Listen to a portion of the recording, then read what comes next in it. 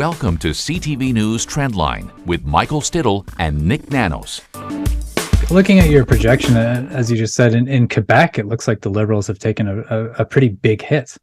Yeah, exactly. And the Bloc are up in Quebec. We talk about the Bloc. They're an interesting party because usually when their numbers go up, it has nothing to do with what they do. They're waiting for something to happen outside of Quebec, right? Like the notwithstanding clause or the recent kind of Liberal appointment that was very controversial related to Islamophobia.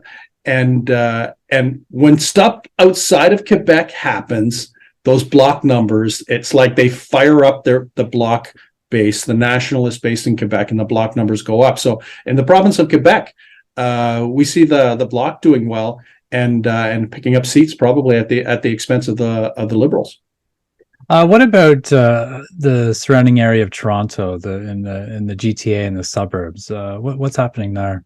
Toronto's getting really interesting because what we're seeing, at least in our latest modeling on seat projections, is that the NDP, the Liberals are in trouble in the area in Ontario, where they could lose a number of seats, and the NDP are actually becoming well positioned because of the way the vote splits right now are happening. So there's a bit of a NDP Liberal thing going on right now in Ontario, which is not good news for the Red Team at all.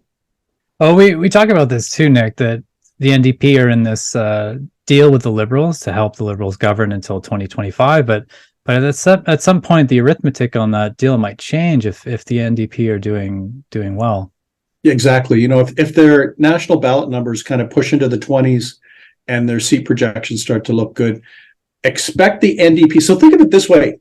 They're going to look for an exit strategy, because you can't one day be part of a coalition government. And I shouldn't say coalition. You can't one day be part of a parliamentary arrangement with the Liberals and then the next day have an election. There's got to be some kind of cooling off period in between. Mm-hmm. So watch out for the NDP to look at their ballot numbers, to look at the seat projections that they're probably crunching also. And they're going to want probably 3-4 months to distance themselves from the Liberals before there's a potential election, so that they can have a chance. Actually, that was the winning strategy.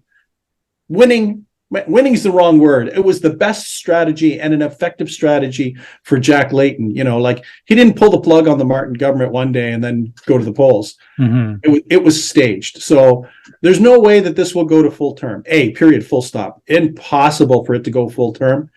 But watch out for the New Democrats to look for an opportunity. The other interesting thing, Michael, British Columbia, that is a wild province to predict when it comes to seat projections.